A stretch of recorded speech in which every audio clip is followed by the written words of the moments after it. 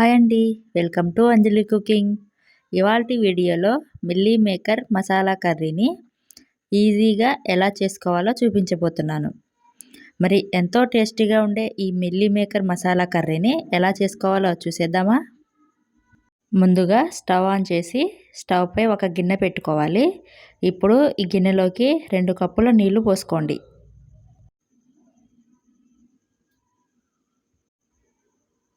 మంటను మీడియం ఫ్లేమ్లోనే ఉంచి ఈ నీళ్లను మరిగించండి. ఇలా నీళ్లు మరుగుతున్నప్పుడు స్టవ్ ఆపేసి 1 కప్పు వరకు మిల్లీ మేకర్ని వేసుకోవాలి.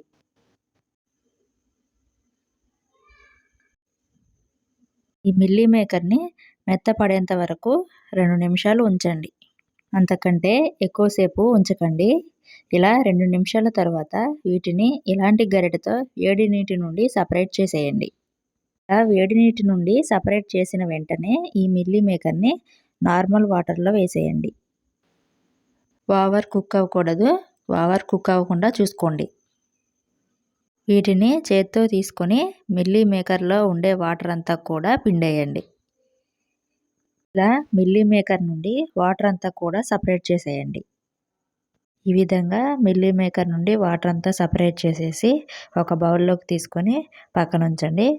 ఇప్పుడు మసాలా ప్రిపేర్ చేసుకుందాం. దానికోసం ముందుగా ఒక మిక్సీ జార్ తీసుకోండి. ఇందులోకి 1 ఇంచు దాకా దాల్చిన చెక్క వేసుకోండి. 5-6 లవంగ ముగ్గలు, 2 ఇలాచి,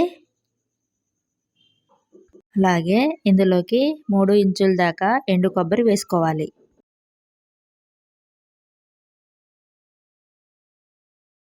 నెక్స్ట్ ఇందులోకి 1 టీ స్పూన్ దాకా ధనియాలు వేసుకోండి. అలాగే 1 టీ స్పూన్ జీలకర్ర వేసుకోవాలి. తరువాత 1 టీ స్పూన్ గసగసాలు వేసుకోండి. ఇప్పుడు వీటన్నిటిని ఫస్ట్ ఫైన్ పౌడర్లా గ్రైండ్ చేసుకోవాలి.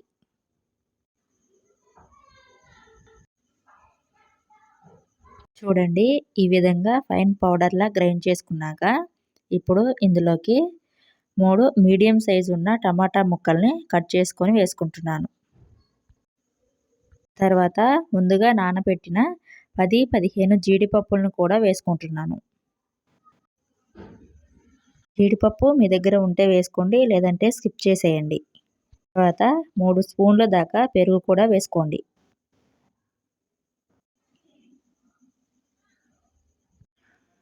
ఇప్పుడు వీటన్నింటినీ ఫైన్ పేస్ట్లా గ్రైండ్ చేసుకోవాలి.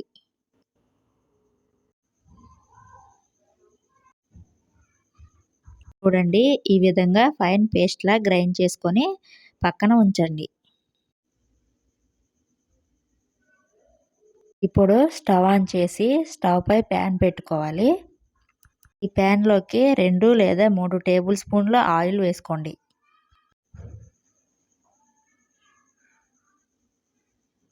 ఆయిల్ హీట్ అయ్యాక ఇందులోకి 1 కప్పు దాకా సన్నగా కట్ చేసుకున్న ఉల్లిపాయ ముక్కలను వేసుకోండి.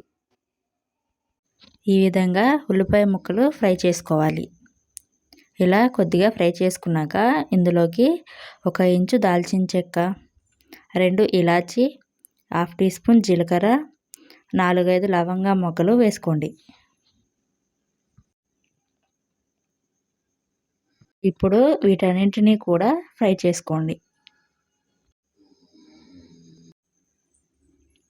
వీటన్నిటినీ కూడా ఫ్రై చేశాక తర్వాత ఇందులోకి 3 లేదా 4 పచ్చిమిర్చిని కట్ చేసుకొని వేసుకోండి.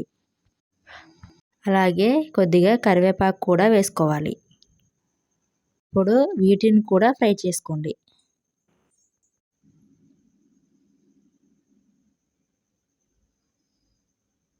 ఈ విధంగా ఫ్రై చేశాక ఇందులోకి 1 టీ స్పూన్ దాకా అల్లం వెల్లుల్లి పేస్ట్ వేసుకోండి. ఈ అల్లం వెల్లుల్లి పేస్ట్ పచ్చి వాసన పోయేంత వరకు ఫ్రై చేసుకోవాలి.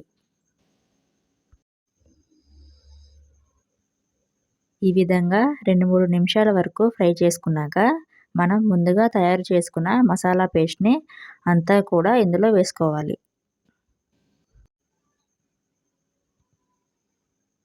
మసాలా పేస్ట్ అంతా వేశాక ఇదంతా కూడా కలిసే విధంగా ఒకసారి కలుపుకోవాలి. ఈ విధంగా కలిపాక ఇప్పుడు ఇందులోకి హాఫ్ టీ స్పూన్ పసుపు వేసుకోవాలి.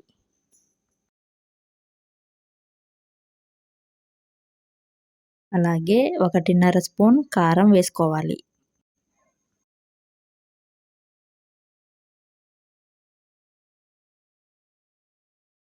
తర్వాత మీ రుచికి సరిపడేంత ఉప్పు వేసుకోవాలి.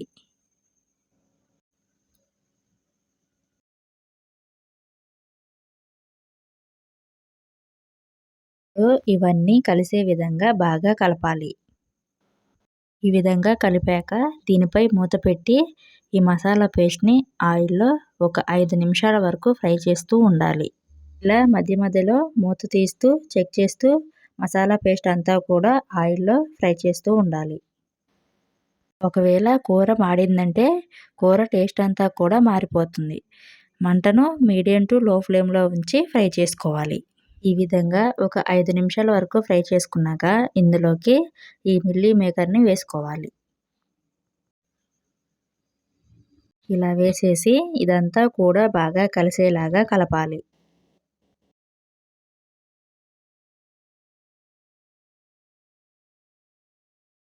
ఇప్పుడు చూడండి బాగా కలిసింది కదా! ఇప్పుడు ఇందులోకి గ్రేవీ కోసం 2 కప్పుల వరకు నీళ్లను పోసుకోవాలి.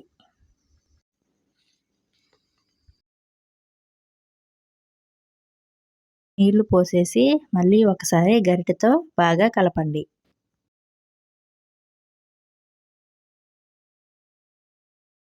ఈ విధంగా బాగా కలిపేసి మూత పెట్టి కూర దగ్గర పడేంత వరకు ఉడికించాలి. అంటే సుమారుగా 10 నిమిషాల వరకు పడుతుందన్నమాట. ఫ్లేమ్‌ను హై ఫ్లేమ్‌లో మాత్రం అస్సలు పెట్టొద్దండి. ఫ్లేమ్‌ను లో టు మీడియం ఫ్లేమ్‌లోనే ఉంచి ఉడికించండి. మధ్య మధ్యలో మూత తీస్తూ చెక్ చేసుకుంటూ అడుగంటకుండా గరిటెతో కలుపుతూ ఉడికించండి.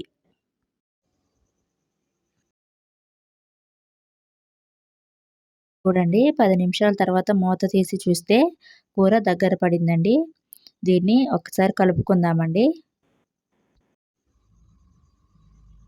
ఇప్పుడు స్టవ్ ఆపేసి మీ దగ్గర కొత్తిమీర లేదా పుదీనా లేదంటే కసూరి మేతి కానీ ఉంటే ఈ స్టేజ్‌లో సన్నగా కట్ చేసుకొని వేసుకోండి. అంతే అండి. ఎంతో టేస్టీగా ఉండే meal maker masala curry ready. కర్రీని చపాతీలోకైనా, పూరి, రైస్, బిర్యానీ ఇలా ఎందులోకైనా చాలా బావుంటుందండి.